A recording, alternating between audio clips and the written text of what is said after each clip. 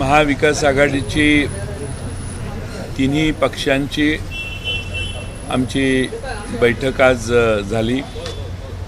पुणे जिल्ह्यातील पुणे शहरातील कसबा विधानसभा मतदारसंघ आणि पिंपरी चिंचवडमधील चिंचवड विधानसभा मतदारसंघ जे रिक्त झालेले आहेत त्या ठिकाणच्या दोन्ही जागांचा आढावा आम्ही तिन्ही पक्षाच्या वतीने घेतला।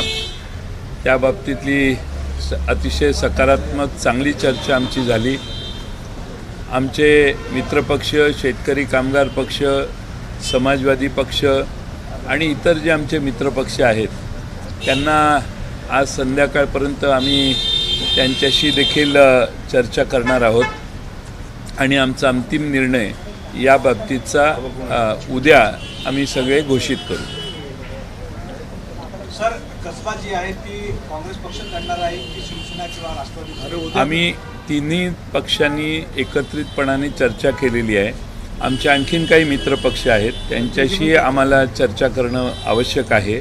त्यांचा आज संध्याकाळपर्यंत आम्ही संपर्क करणार आहोत आणि त्यांचा सल्ला आणि त्यांच्या सहकार्याने सर्व महाविकास आघाडीतले घटक पक्ष इतर जे आहेत त्यांच्याशी चर्चा सल्लामसलत करून उद्या आम्ही आमच्या पक्षातील सर्व वरिष्ठांशी चर्चा करून उद्या आमचा निर्णय शिवसेना, काँग्रेस आणि राष्ट्रवादी काँग्रेस आणि आमचे सर्व घटक पक्ष हे आम्ही एकत्रित मिळून उद्या आम्ही आमचा निर्णय घोषित करू।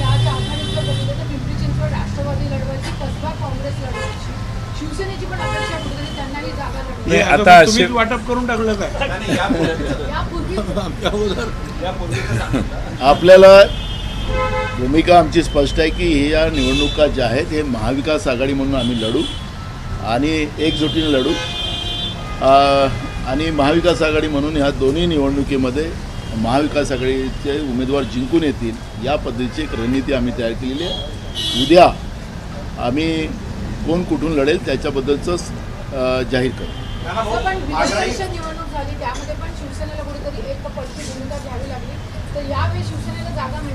मला असं नाही वाटत की तुम्ही एकनाथ शिंदेचं एक कुठला तरी पक्ष निर्माण झालेला आहे त्यांना काहीच भेटलं नाही त्यांच्याबद्दल कधीच विचारत नाही तुम्ही। भाजप आणि ज्या पद्धतीनं ईडीचं सरकार महाराष्ट्रात झालं तर ईडीच्या सरकारमध्ये कुठं गेला हाही प्रश्न कधी विचारला पाहिजे। तुम्हाला आमचीच फार काळजी आहे। महाविकास आघाडी एकत्रित आहेत, एकत्रित ही लढेल आणि लढून या दोन्ही जागा महाविकास आघाडी जिंकेल। पण या दोन जागांवरती सपा किंवा शेकाप जे पक्ष सांगितले ते काही क्लेम करत नव्हते। मूळ प्रश्न आहे की महाविकास पक्षाचे नेते एकत्र असताना निर्णय का होऊ शकतो?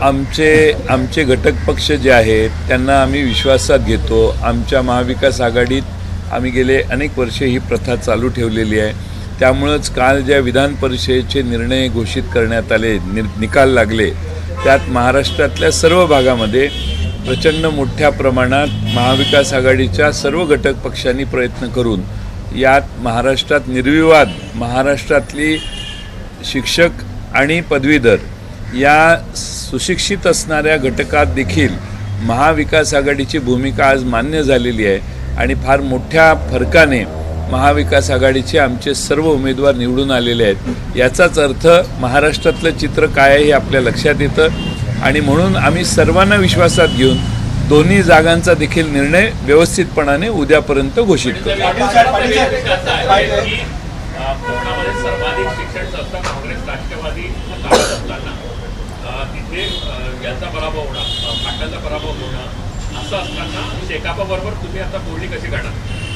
शेका पक्षाच्या बाळाराम पाटलांचं काम आमच्या तिन्ही पक्षाच्या कार्यकर्त्यांनी अतिशय चांगलं केलं, पण इथं जे विजयी झाले आहेत उमेदवार ते विजयी कसे झाले आहेत याचा थोडासा अभ्यास आपण जर केला तर धनशक्तीचा किती प्रभाव असू शकतो याचा एक वेगळा अनुभव त्या ठिकाणी आला। मला वाटतं की बाळाराम पाटलांची आपण जर मुलाखत घेतली तर याच्यावर ते अधिक चांगल्या पद्धतीनं तुम्हाला माहिती देऊ शकतो। या आधी एक गोष्ट पाहायला मिळाली की जी नाशिकची निवडणूक झाली त्यामध्ये तांबेंना राष्ट्रवादी काँग्रेस पक्षाने मदत केली असं खुद्द अजित पवार यांनी मान्य केलं. त्याच्यानंतर मात्र नाना पटोले फार ॲग्रेसिव्ह झाले की महाविकास आघाडीमध्ये जेव्हा काँग्रेसची भूमिका आणि उमेदवार असताना तुम्ही असं का करता? नाही, असं आहे की महाविकास आघाडीच्या वतीने ज्या आमच्या उमेदवार होत्या त्यांचं काम सर्वसकट सर्व ठिकाणी राष्ट्रवादी काँग्रेस पक्षाने केलं. अजित पवार यांच्या विधानाचा मी काय ऐकलेली नाही मुलाखत, पण आता टी व्हीवर काही थोडंसं चालू होतं, ऐकू नाही येत होतं, पण आम्ही म्यूट केलेला टी व्ही. पण त्याचा अर्थ असा असेल असं मला वाटतं की त्या ठिकाणी महाराष्ट्रामध्ये खानदेशामध्ये नाशिक विधान परिषदेच्या निवडणुकीमध्ये त्या ठिकाणी काही ठिकाणी लोकांचा संभ्रम निर्माण झाला. काँग्रेसला उमेदवारी दिलेली होती, पण काँग्रेसचे उमेदवार अर्ज भरू शकले नाहीत. त्यांच्या चिरंजीवांची उमेदवारी होती त्या ठिकाणी, त्यामुळं काही लोकांचा संभ्रम निर्माण झाला. काही ठिकाणी हे मिक्स चित्र झालेलं असेल, नाहीतर त्या ज्या महिलांना आम्ही शुभांगीताई पाटलांना उभी केलं 43,000 मतं त्यांना पडली, म्हणजे विशेष त्यांना मतं पडली. पण हा संभ्रम निर्माण झाल्यामुळं हे झालं असावं असा त्यांच्या विधानाचा अर्थ आहे.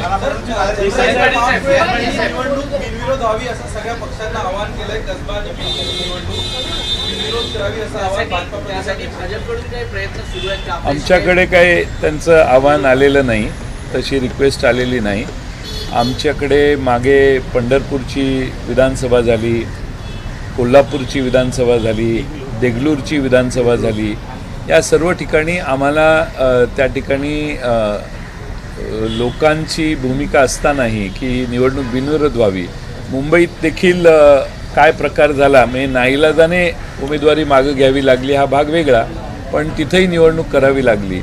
त्यामुळं या 5 वर्षाच्या टेन्युअरमध्ये जी साधनसुचिता, ज्या मर्यादा आणि जे संकेत पाळायचे असतात ते पाळले जात नाहीत. हीच तर महाराष्ट्राची सगळ्यांची खरी खंत आहे. त्यामुळं त्या सर्व बाबींचा विचार करता पाहू काय होतं. आता आम्ही सगळ्यांशी बोलतो आहे अजून.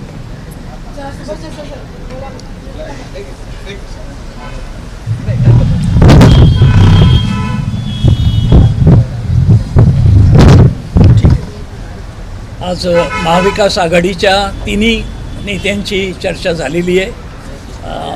येणाऱ्या ज्या 2 पोटनिवडणुका आहेत, चिंचवड आणि कसबा, याबद्दल संपूर्ण आढावा घेऊन आम्ही चर्चा केलेली आहे आणि आमच्या घटक पक्षांशी चर्चा करून त्याचबरोबर पक्षांच्या वरिष्ठांशीसुद्धा सल्लामसलत करून उद्या याबाबतीतला निर्णय आम्ही जाहीर करणार आहोत. परंतु ह्या दोन्ही पोटनिवडणुका महाविकास आघाडीने एकजुटीने एकत्र राहून लढायचे आहेत आणि जिंकायचे आहेत, अशा प्रकारचा निर्णय आमचा झालेला आहे.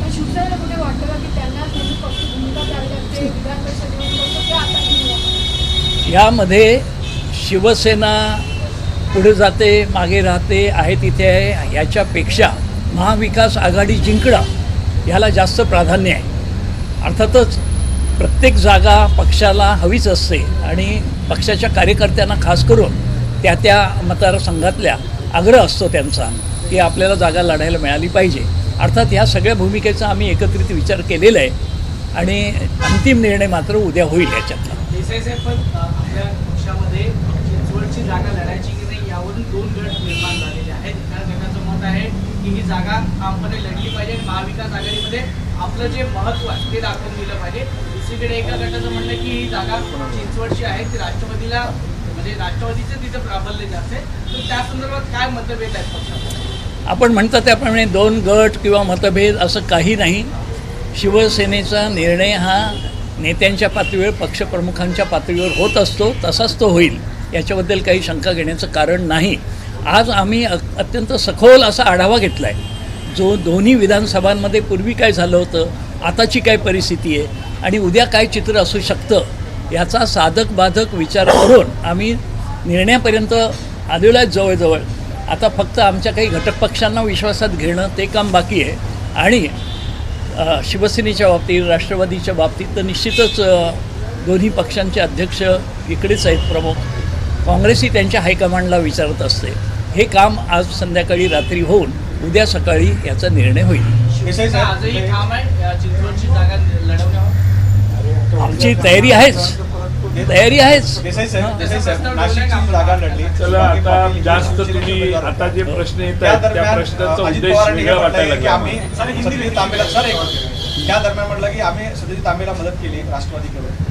मग असं दिसतं की राष्ट्रवादी, काँग्रेस आणि शिवसेना एकंदरीत तिन्ही पक्ष जे आहे एकमेकांशी समन्वय नाही, त्यामुळे हा पराभव झाला असं. आमचा स्वतःचा तिथला अनुभव असा आहे नाशिकमध्ये की काँग्रेस, राष्ट्रवादी आणि शिवसेना तिन्ही पक्षांच्या कार्यकर्त्यांनी आणि मतदारांनी सुद्धा त्या ठिकाणी शुभांगी पाटील यांना भरघोस पाठिंबा द्यायला, त्यामुळे 40,000च्या पुढे त्यांना मजल मारता आलेली आहे. आणि त्यामुळे याच्या बाबतीत आता निवडणुकीचं विश्लेषण करत असताना ताबडतोब येणाऱ्या पुढच्या 2 निवडणुकांकडे जास्त लक्ष देण्याची गरज आहे असं मला वाटतं. देसाई साहेब, उद्या मुंबई महानगरपालिकेचा बजेट सादर होणार आहे. हा बजेटपेक्षा कसा सादर होईल असं तुम्हाला वाटतंय का? बघा, ही प्रशासकाची कारकीर्द लांबलेली आहे. शेवटी लोकप्रतिनिधींच्या ज्या भावना असतात, त्यांचे विचार, त्यांच्या सूचना ह्यांचं कुठेच प्रतिबिंब तिथे असणार नाही. एक शासनाचा हस्तक्षेप आणि प्रशासकांची तिथे असणारं हुकूम एवढ्यावर जर बजेट होणार असेल तर त्याच्याकडे आमच्याकडं उत्सुकतेनंच पाहिलं पाहिजे, कुतूहल आहे. परंतु ह्यामध्ये मुंबईकरांसाठी काही ठोस कामं व्हावीत, केवळ दिखाव्याची कामं असू नयेत अशी आमची अपेक्षा आहे. देसाई भाऊ, आपला मुंबई महानगरपालिकेचं उद्या बजेट आहे.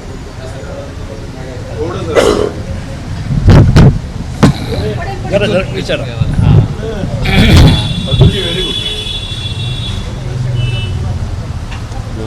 महाराष्ट्रामध्ये केंद्र सरकारचा जो ज्या पद्धतीनं हस्तक्षेप होते, ज्यावेळेस महाविकास आघाडीचं सरकार होतं तर त्यावेळेस निवडणूक आयोगाकडूनही सातत्यानं निवडणुका घेण्याच्या बाबतच्या भूमिका चाललेल्या होत्या. जेव्हाच महाराष्ट्रामध्ये एकनाथ शिंदे फडणवीसाचं सरकार आलं तेव्हापासून निवडणुकीची प्रक्रिया ही कोर्टात प्रलंबित आहे अशा पद्धतीचं चित्र निर्माण करून निवडणुका मुद्दामून लांबवल्या जातात. वर्ष दीड वर्ष या स्थानिक स्वराज्य संस्थांच्या निवडणुका न होणं म्हणजे भाजपला लोकशाही अपेक्षित नाही अशा पद्धतीचं चित्र आज महाराष्ट्रामध्ये निर्माण झालेलं आहे. कारण की महानगरपालिका असतील, नगरपालिका असतील, जिल्हा परिषद पंचायत समिती असेल, त्या ठिकाणी लोकप्रतिनिधीचं प्रतिबिंब नसेल, जनतेचे प्रश्न मांडणारी लोक नसतील आणि प्रशासकाच्या माध्यमातून या स्थानिक स्वराज्य संस्थांमध्ये कारभार चालवला जात असेल आणि भाजपला हेच अपेक्षित असेल तर त्यांना लोकशाही मान्य नाही हा प्रश्न या ठिकाणी निर्माण होतो आहे. मुंबई महानगरपालिकेचा उद्या बजेट प्रशासक जाहीर करतो आहे.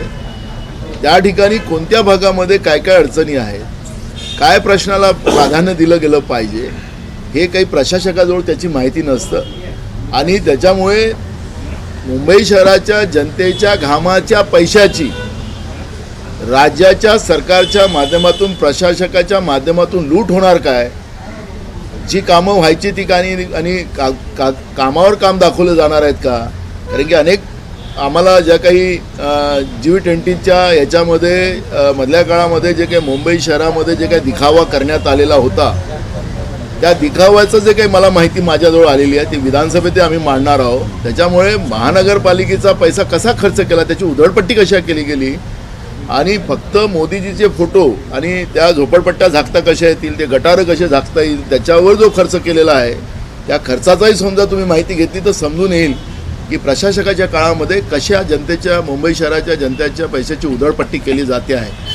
आणि म्हणून उद्याचा जो बजेट मुंबई महानगरपालिकेमध्ये प्रशासकाच्या माध्यमातून दिला जाणार आहे त्याचा कंट्रोल सरकारचा आहे आणि ईडी सरकार हे खोक्याची सरकार आहे आणि हे खोक्याचं सरकार मुंबईच्या जनतेच्या घामाचा पैशाची सुरक्षा करणार की नाही करणार हाही प्रश्न मुंबईकरांना वाटतो आहे आणि आम्हाला संभ्रम आहे अजूनही.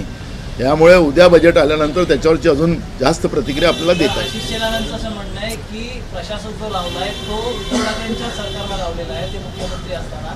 त्याच्यामुळे त्यांनी ते सांगायला पाहिजे तरी 2 महिन्यांनी 3 महिन्यांनी प्रशासक हटवा आणि पुन्हा निवडणुका घ्या. एक बघा, लाजता येत नाही आणि अंगण वाकडं असं ही भाजपची अवस्था आहे.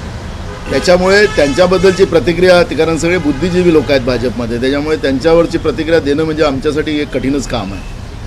ज्यांना आज त्यांच्याजवळ 7 महिने झाले, 7-8 महिने झाले सरकार येऊन, तर तुम्हाला प्रशासक काढायचा की निवडणुका घ्यायच्या ते तुमच्या हातात आहेत. 8 महिने काही छोटा नाही, 8 दिवस नाही झाले या सरकारला येऊन. 8 महिन्यामध्ये तुम्ही काय केलं त्याचं उत्तर तुम्हाला द्यावं लागणार आहे. तुम्ही अजूनही काँग्रेसनीच करून ठेवलेलं होतं असं सांगतात. तुमच्याजवळ आता 9 वर्ष पूर्ण होतात आहे, केंद्राचं सरकार आहे. तुम्ही काय केलं या देशासाठी? तुम्ही तर संस्था विकून देश चालवतात. काँग्रेसनी या देशाला उभं केलं, मेहनतीने केलं, कष्टाने केलं. बाबासाहेब आंबेडकरांच्या संविधानाच्या आधारावर देश उभा केला आणि तुम्ही आज तो देश विकतात. त्या संविधानिक व्यवस्थेला रोज संपवायचं काम चालू केलेलं आहे. महाराष्ट्राच्या महापुरुषाचा अवमान करायला निघालेले आहेत. आणि जे भागेश्वरसारखे भोंदूभाऊ आहेत ते तुकाराम महाराजांच्या बद्दलचे चेष्टा करतात आहेत. या अशा बाबांच्याबद्दल तुम्ही करताय काय? आखरी आरोप करणं सोपं आहे, पण तुमच्या हातात सत्ता आहे. त्या सत्तेचा उपयोग जनतेच्या हितासाठी करा, राज्याच्या हितासाठी करा.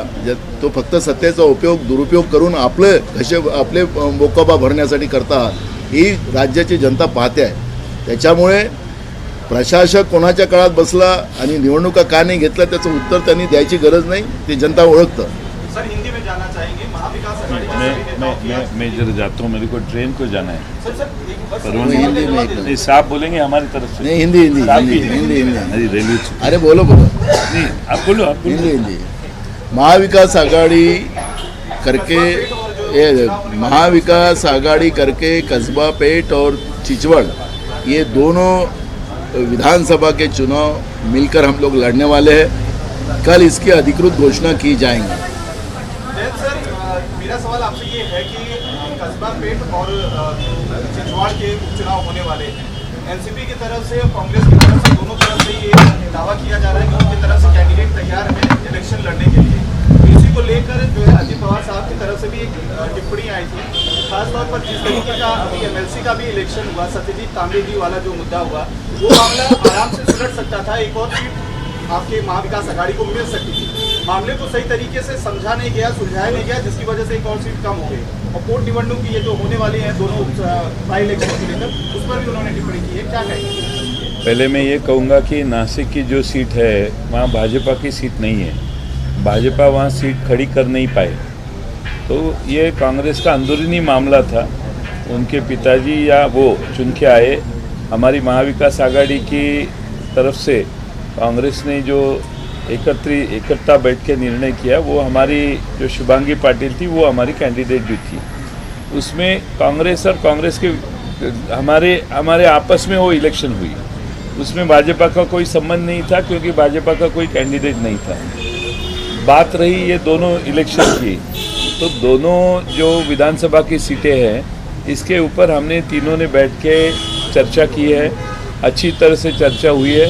हमारे अन्य घटक पक्ष जो है उनसे आज रात को हम बात करेंगे और कल दोपहर तक या शाम तक हमारा निर्णय हम घोषित करेंगे. जयंत पाटील एक प्रश्न असा आहे की अजित पवारांनी आज एका भाषणात सांगितलं की शरद पवारांनी उद्धव ठाकरेंना सांगितलं होतं की तुमचे आमदार फुटणार, पण उद्धव ठाकरेंनी आमदारांवर प्रचंड विश्वास ठेवला आणि तिथेच कधी गफलत झाली. त्यामध्ये काय सत्य आहे आणि काय आहे? तुम्ही शोधून काढायचं ना.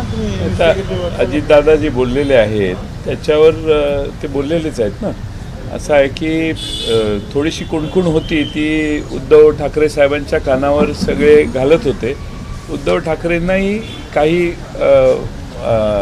दृष्टीनं माहिती मिळत असेलही पर्यायाने, वेगळ्या मार्गाने, पण शेवटी विश्वास होता. विश्वासघात केला त्या लोकांनी. त्यांनी विश्वासाने ज्यांच्या खांद्यावर मान ठेवलेली पटेल सर, त्यांनीच घोटाळा केला. आपने कहा कि जो महाविकास आघाड़ी के गठबंधन की जो एक नीति है या गठबंधन का जो एक अपना रूल होता है उसको कांग्रेस ने बराबर जो है फॉलो किया है, लेकिन बाकी पार्टियां इसमें कहीं कमी जो है आ रही है. इस तरीके की टिप्पणी आपकी तरफ से कही दो चीज़ें है कि सबने महाविकास आघाड़ी का धर्म को पालन करना है. जब भी लड़ाई होती है तो जॉइंटली करना है. हमारा दुश्मन है बीजेपी.